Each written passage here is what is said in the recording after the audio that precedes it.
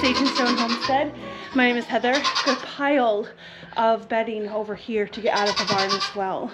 In years past, I have not done a lot of like repeat cleanings of the barn during winter time, but our barn pack has gotten quite thick. I like to have pack in my barn for a couple reasons, especially this time of year. We live at the bottom of all of the properties around us, and so our land is the muddiest. And if I dig my barn down all the way to the bottom of the baseboards in the barn, my goats are standing in mud 24/7. That is not good. So I aim to have for about 12 inches of pack inside my barn so that the animals have a dry place to go. Some of this is definitely deeper than 12 inches. Where Winnie's at, the baseboard is essentially, it's probably about 1 inch underneath right here, but then it humps up in the middle. This is their main pee spot. This is where I tend to put down a lot of lime and shavings and things, and this is where a lot of hay is wasted when I feed hay inside the barn, so it's a little bit of a hill right here. Basically, the goal for me this winter is to not let this get any worse or any higher. We're chipping away at it slowly. I think we may have to rent some equipment to really get this leveled out in here. We're just not at that point right yet. We're just kind of at like a maintenance and don't get worse mode. But right here, this pile of shavings, I wanted to show you. I had bigger shavings that I put out here. These are just the regular flake pine shavings. I like to use pine shavings instead of straw for a couple reasons. One of the reasons is straw can be a nice home for mites. I don't have very much problem on my farm with mites as far as I can tell. I do have one buck goat who I've recently treated for mites. He's white, and sometimes their white hair can really attract the mites. But also the pine shavings I feel like are more absorbent, and I can basically guarantee that they're not sprayed with any kind of herbicide. I do use my barn cleanouts in my garden, and so not having herbicides in the garden is very important for me. So what I'm doing with the shavings right now is actually kind of creating a pack situation outside so that on nice days the goats have a place to go and be up off of the mud during mud season. Mud season lasts from about now, which is, you know, late February, early March, until honestly, it can go through May. It's quite a length of time. And so obviously if the goats are spending a lot of time inside the barn, they're spending a lot of time pooping inside the barn and making the barn situation worse. So if I can guide them out here and create this kind of dry oasis for them, that's good. I've done a lot of hoof trimming lately. So far we have not dealt with hoof rot, I mean ever, which is a blessing. I lied. I had one goat with hoof rot when I first brought her home, and I think she came with it. Ever since then I haven't had to deal with hoof rot, which is kind of amazing. So yeah, the pack may look a little bit unsightly, but it means that their feet are dry, and that's what's important to me. Anywho, I was just over here raking and I saw this spot right here. It's a little bit wet. That is where Red laid down and pushed a baby out yesterday. So funny. I had her up on the stand. This was 3 days before her due date, and I was in the middle of our members live stream when I looked over at my screen that has the goat cam on it and saw her pushing. Why is Red looking weird right now? Are you pushing? What is she doing? Are we having a baby right now? Is she pushing? She pushed a baby out. There's a baby. There's a baby behind her. Oh, Red girl. She has no idea what happened.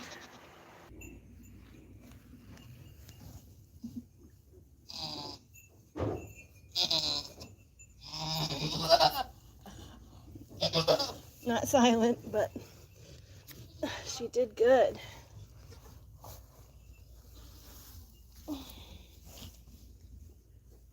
Look at me. Yeah, I'm good. Oof.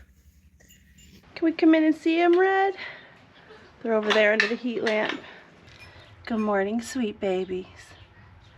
Aw. Sweet Red over here is a first freshener, and at first she really didn't know what was happening. She had no idea what just came out. This was baby number 1. Sweet little boy that got mama's waddles. Can you see that right there? Really cute. Red was actually bred to Ruckus. He's out of Nefarious and a doe that we had named Elsa. I love him to bits. And so we actually had the chance, the 25% chance of having the Nigerian ears come out. So when you combine elf ear to elf ear, there's a 50% chance that you will get elf ear. There's a 25% chance that you will get gopher ear, which is a really tiny ear. And then there is a 25% chance that you'll get the Nigerian ear. But both boys have this really cute little batwing elf ear.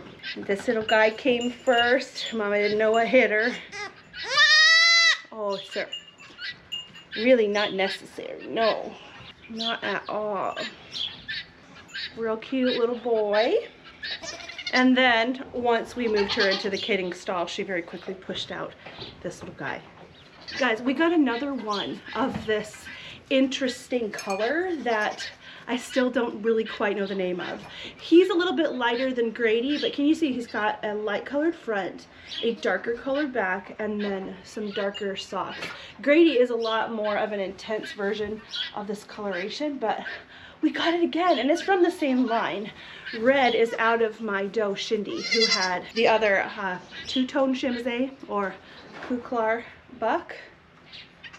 These boys don't quite fit either one of those color descriptions, but it's close. I think two-tone Shimze is probably the closest. They just don't have a dorsal stripe.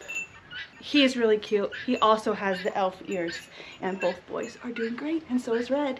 It did take her a little bit to warm up to them. I think even still, she's not overly protective of them. She's not super fussy over them, but she does stand and let them nurse, and she does give them little kisses. She really likes that light colored boy.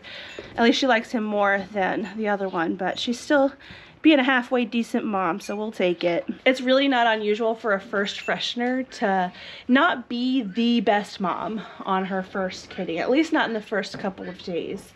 Sometimes it takes them a while to really figure out what's going on, and then usually by their second and third kittings, they've got it down and they know what's happening, and they do great. I really, really like Red's udder.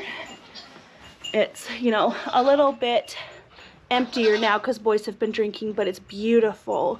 I love her teat placement, and I hope to get her on the stand later and see what she'll let me milk out. I may wait until tomorrow since she had these boys about, it was around 8:30 p.m.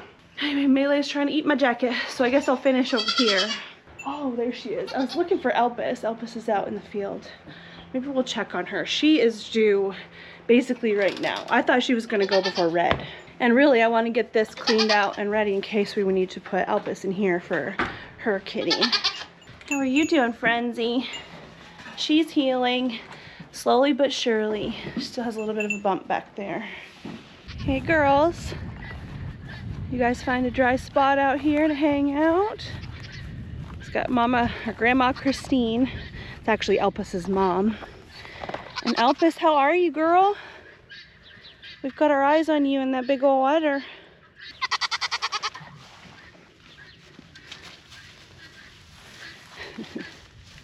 Yeah, she's looking good.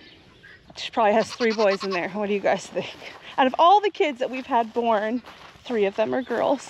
And there's guaranteed Elpis has at least 1 boy in there. Probably more than 1.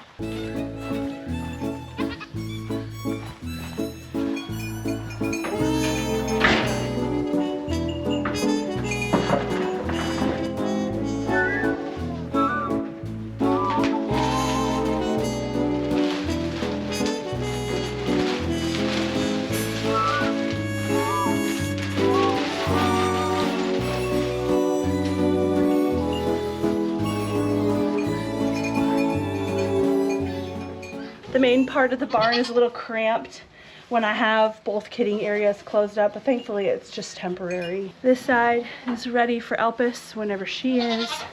And then I'd like to leave Red over here for a couple days so she can figure out what motherhood is all about. No, I feel ligament in there. It's gonna be some time yet. Although I literally said that when I had Red on the stand yesterday, like hours before she gave birth. Ligaments are not a surefire sign of labor. They help, but it's not definitive. Good morning. You can see it didn't take them long to make this look less than freshly bedded in here. We have an Alpus in labor right now. Today is the 3rd. This is the day before Alpus's due date, and she gave me a little bit of a micro push a second ago. I was gonna try to run around and do all my farm chores, but I think I'm gonna not right now. Yeah, you feeling things, girl? Really excited about these kids. She was bred to a mini Nubian. Because Alpus has the gopher ears, which are the real tiny La Mancha ears, we should see some elf ears, but no longer. The buck that she was bred to has blue eyes. He has moon spots, and he had that Roman nose that he could have passed on as well. I'm really excited to see if you have at least one little doe in there for us. I'm coming.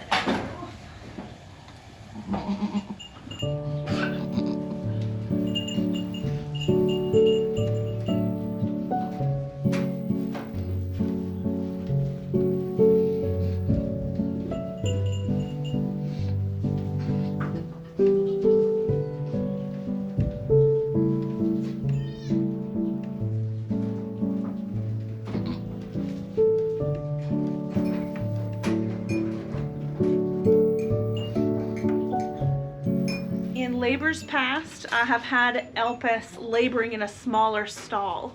We only recently started kidding in these bigger areas in the last, goodness, I can't even remember if I had it at all last spring. I don't think so, because I'm pretty sure Alpus delivered Frenzy in a smaller stall, about a fifth of the size of this current area. I really like the bigger stalls, especially for my bigger girls, because they're able to move around and get babies in a good position.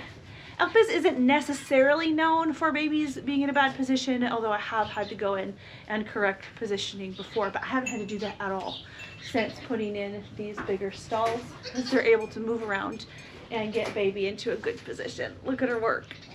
Oh, girl. She does tend to want to have the babies in my lap, but that might change since this space is so much bigger.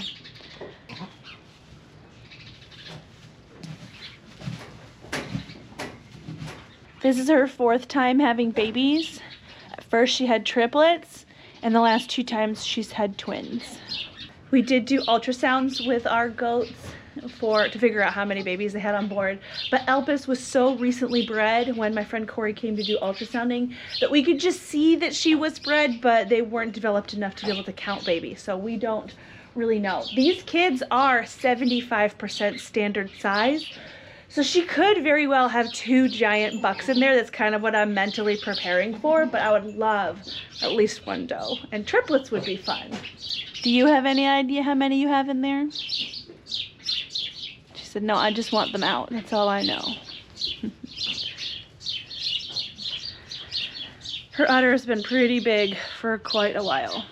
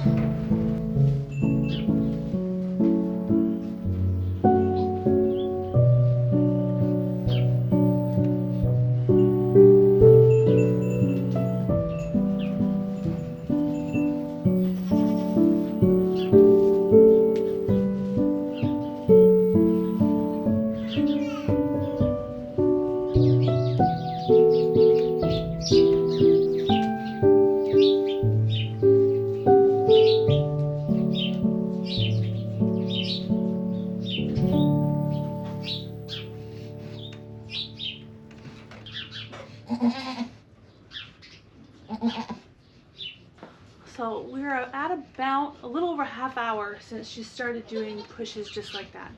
And I haven't seen any kind of progress on the back end. She's even pushed from different positions, standing up. She's done a lot of moving around. Let's see what she does now. I'd really like to see some progress. I'm not even seeing bulging on the back end.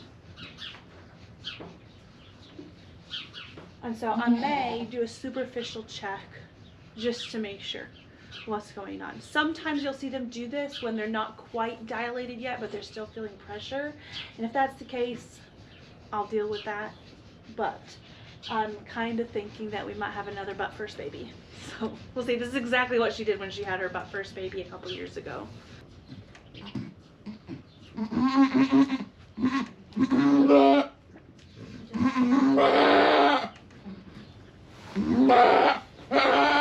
You're okay? I'm barely 2 fingers in there. Girl.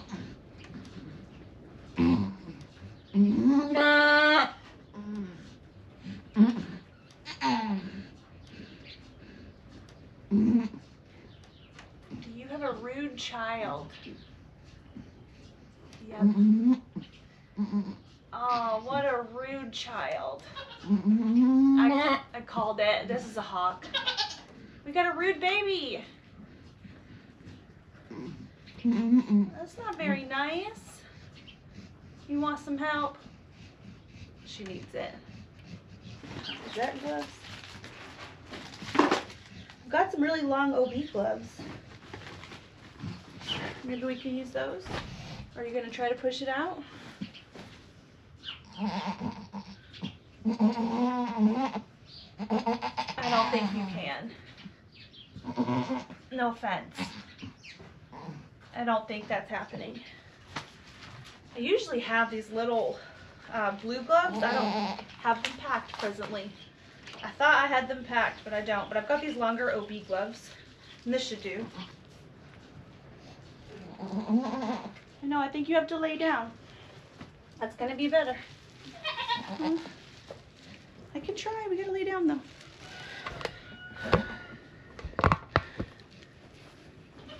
What I'm feeling when I go in there is one hawk kind of twisted. I don't even feel both hawks. It's not ready, baby. I might wait for you to lay down again. I didn't get it out. Yeah, you gotta lay down, ma'am. I know. All right. So what I do for this type of assistance is I'm going to reach down below the hocks and get those feet, cup them, and pull them into the birth canal. I know. First we have that bubble. The amniotic sac, I'm going to pop it. There we go.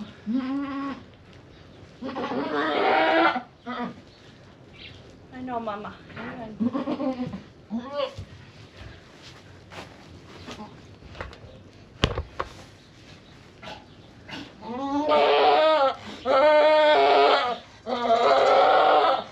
Yeah. Ooh, you gotta lay down, girlfriend. You're all right. Good girl. It's okay. It's okay. Okay.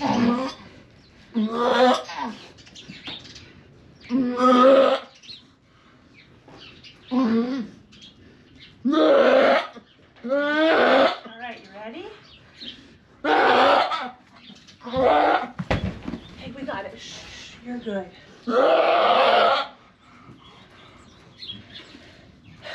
Back feet. Can you even see? Back feet are here. She can definitely have a break at this point. Pretty baby.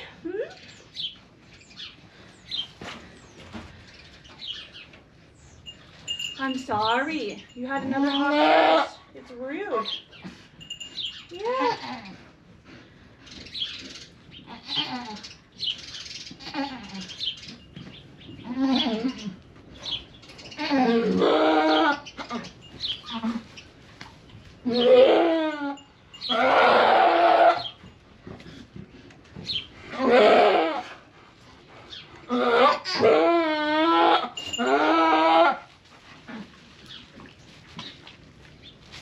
There we are. There, good noise. There we go.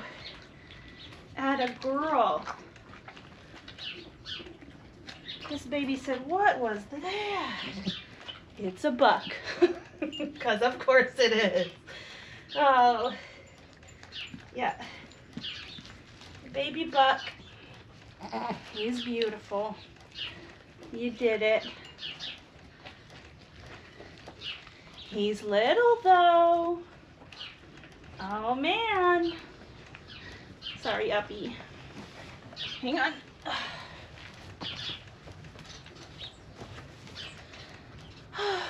Good girl. Good girl.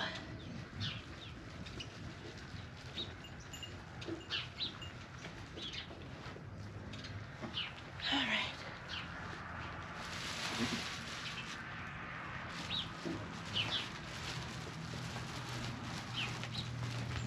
You feeling it again? All right. Hey, it's okay. Do you have an itch? Is that what this is? Is your head itchy? You all right? Hey, you okay? Don't scare me like that. That was rude. Hey. Oh. Oh. She is seizing. You're all right. You're all right. Hey. Oh, shit.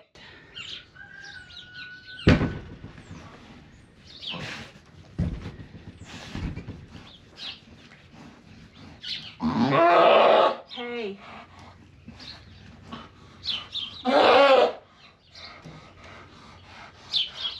You're okay.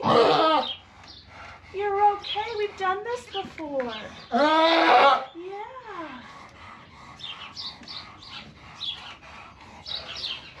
We've done this before. I've never seen them do that. Here, are you thirsty? Huh? Hey, do you want some water? Nope.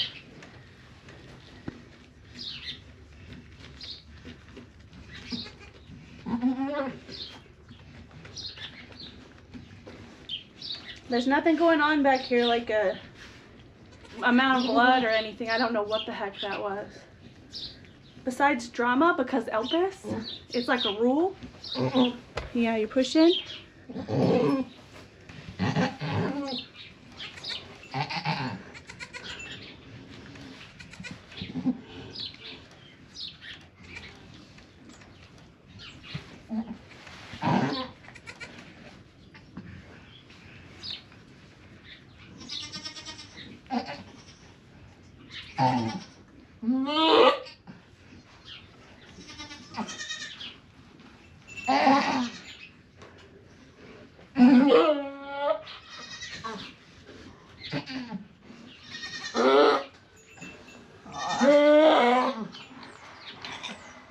Oh, big one. Holy smokes.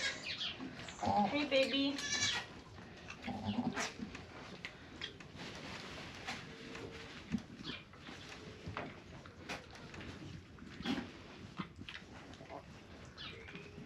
A pretty frenzy looking baby with waddles. I can feel the waddles.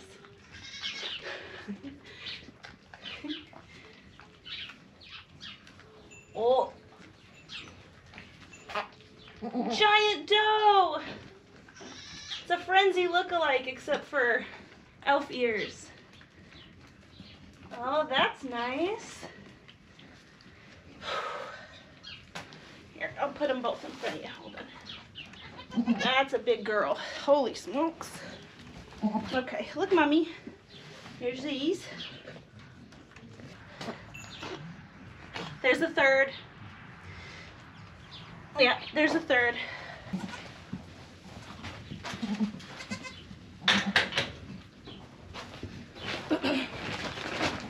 Good girl, honey. Great sign that she's standing up. She does not have excess bleeding.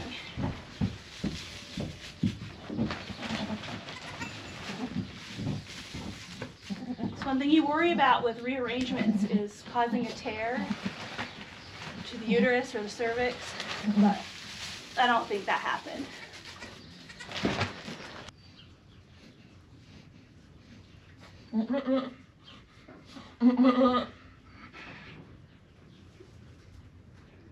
All right, girl.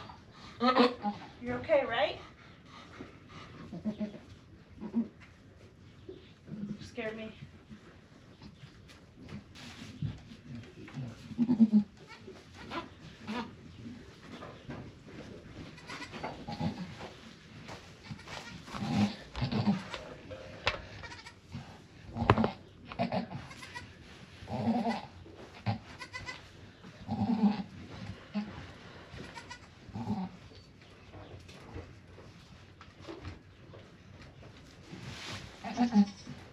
Face first.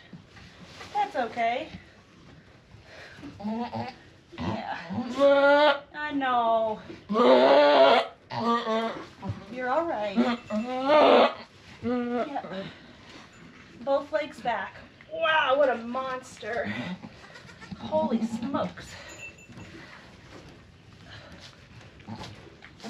Hi. Welcome.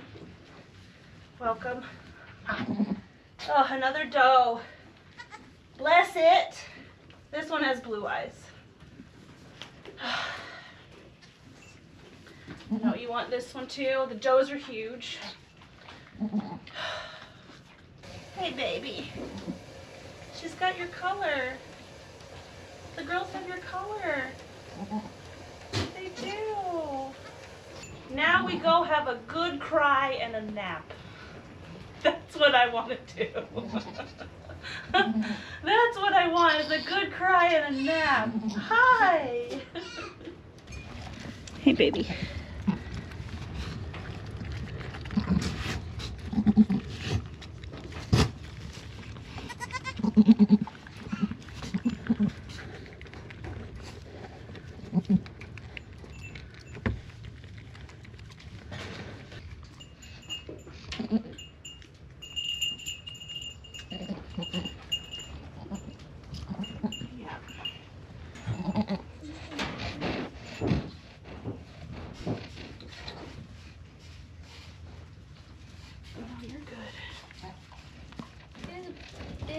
She was big for only 3 babies. She makes a lot of milk. Yep. You gonna lick the people? All right. That's okay. Oh, are you looking? She's sucking on her sister's waddle. Oh my gosh. Oh, I missed it. Sister had her sister's waddle. That's funny. She doesn't have one for you to return the favor. I'm sorry.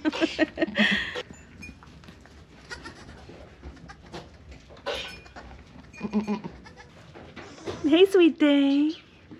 Oh my gosh, how cute are you? Oh, they all are. Oh my goodness. There's a special place in my heart for Elpis daughters, which is why every single one she's had I've kept for at least a little while, and that's the plan with these two girls. I'm going to keep them to freshen them, see what they look like. I may not keep both ultimately, but for now they're going to stay. Hey, little boy. He's talking a whole lot this morning. I didn't weigh Red's babies, mostly because they just seem like they're relatively average size for a mini La Mancha. But because these guys are 75% standard, I want to check and see if this little girl is the heaviest kid that we had born. She's got to beat out Grady, who was nearly 8 pounds. I guess we'll look at them in order of birth. This was the little boy who was trying to come out with one hock kind of wedged. I don't really know which hock it was. But basically this is all I could feel in the birth canal. And she, I don't know if you really could notice with the little montage that I did, but she wasn't really giving it her all. And I know with Elpis what that means. It means that she feels like she can't.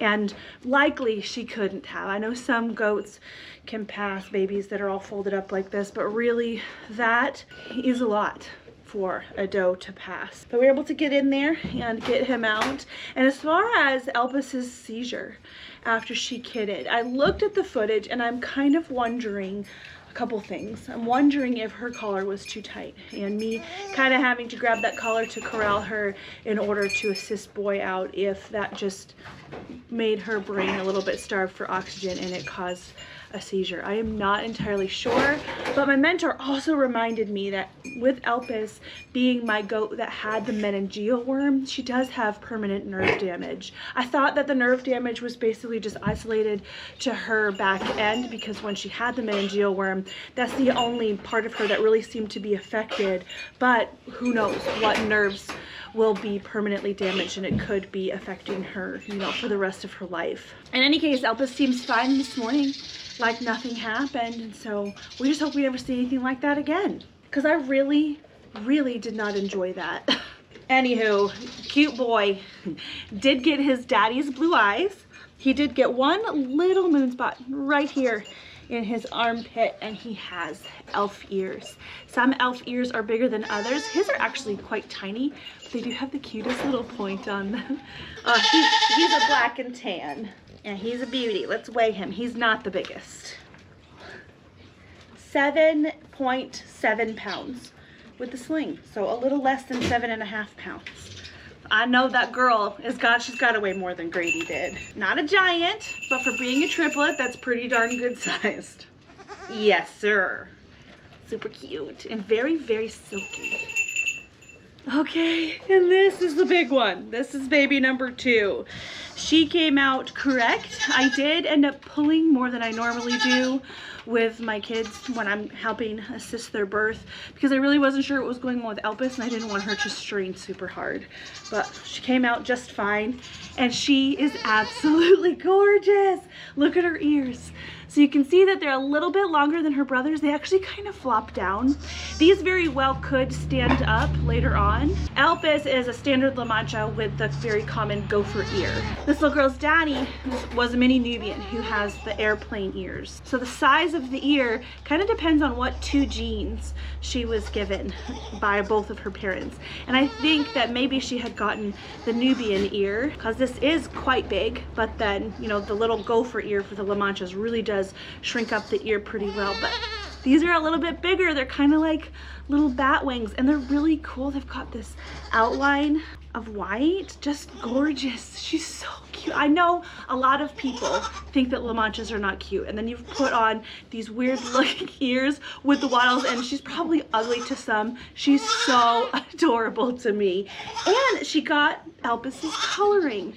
I have wanted another Toggenburg marked doe ever since we had Elpis born here out of Christine 4 years ago, and I haven't got them. With all the Elpis daughters and Christine kids that we have had, we've only ever seen this one time, and we got 2, which is really neat. But what's different about her, let's see if it'll come up on camera. Can you see the front half of her is a little bit lighter? What she has is called roning, which are little white hairs speckled throughout that normal coat. And I just think it's beautiful. Look at that. She's stunning. She does have mama's gold eyes, and she's hefty. We're gonna weigh her. Also, this is one that I have figured out a name for. Stella Luna, for those batwing ears. We'll call her Stella. Maybe we'll call her Luna. But Stella Luna officially. And now we gotta weigh you. If you're not sure what I'm referencing with that name, it's a children's book from when I was a kid. It's a good book. All right, sweet thing. I had guessed 9 pounds when she was born. Hang on, we're gonna scoot you forward. Woo! 8.8 pounds with the sling, so about 8.5 pounds. She's the biggest kid we've had born this year. Bigger than Grady, but not super huge as far as standard goats go. She's just too sweet. I know you want to go, don't you? We'll grab your sister. Okay, baby number 3 is another beautiful Toggenburg colored doe. She does look a little bit different because she doesn't have really too much facial striping. She does have a little bit. Hopefully it's going to pick it up. It's a little bit of a tan color, really thin little stripe by her eye, her lovely blue eyes. And she does have a little bit shorter of an elf ear, kind of like Brother. One thing that I noticed about her too is she also has a little bit of roaning. Can you see those white hairs sprinkled throughout her coat? Super, super adorable. And she also has what I think are sungow markings. You guys let me know. I know that there's debate on whether or not a goat like this could be registered as sungow. I think she would technically be a chocolate sungow, but I'm not sure. The reason I think that is she has this like white sock with the dark markings that come down to her feet. Am I right there? I really tried to look this up, but I can't tell. She does have a little bit of facial stripe like we talked about. So is that what this is? Do we have a sungow baby? She has white belly for reference. What do we think? Sungow or no? She's tolerating me quite well. The only one that has the wattles was that baby number 2. There's no wattles on this little girl or her brother, but oh, sweet baby. All these little babies are so sweet. You ready to be weighed? I just think it's so funny that I had wanted another Elpis colored doe this whole time. It took us 4 years, we got 2 at once. Wow, real big, 7.8. So another like 7.5 pounder. Goodness, Elpis, that's a lot of baby. And you did so good. You did. So with that very dramatic kidding, that concludes kidding season 2026, at least until fall time. I am going to be breeding via AI Margie, Felicity, and Gale in May. And so we will have baby goats this fall, but this is it for springtime. I have emailed everybody who is on my wait list for a baby. There's no more does left, but there are some bucklings left, so make sure you check your email. And if you didn't want to get on the list, but you are interested in a kid, there's a good chance that some people either won't be interested in what I have left or need to pass their spot on to someone else, so send me an email. I do have a garden chat and garden video planned for you guys. I've got to film that this weekend, so that will be out next week. And we also will be resuming our weekly vlogs like we love to do. The chaos of kidding season has ended and overall things went really well.